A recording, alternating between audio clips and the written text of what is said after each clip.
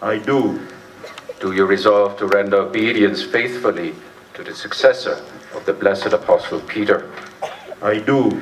Do you resolve to guide the holy people of God in the way of salvation as devoted Father, and sustain him with the help of your fellow ministers, the priests and the deacons?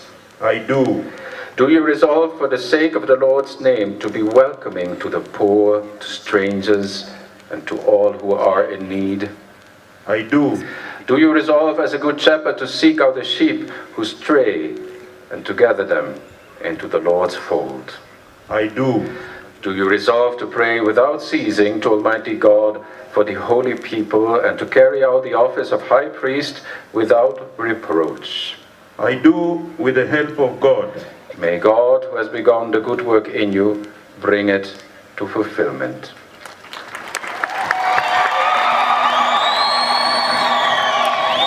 Our Bishop-elect, he may shepherd the people entrusted to his care.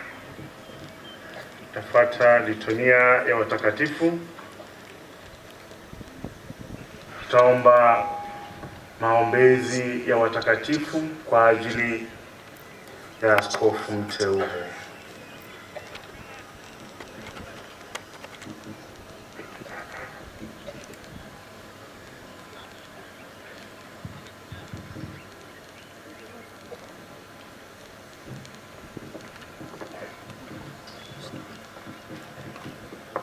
Prayer first.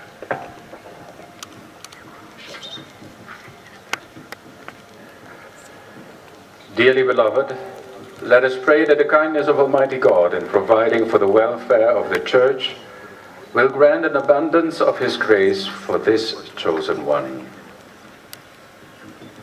Let us kneel.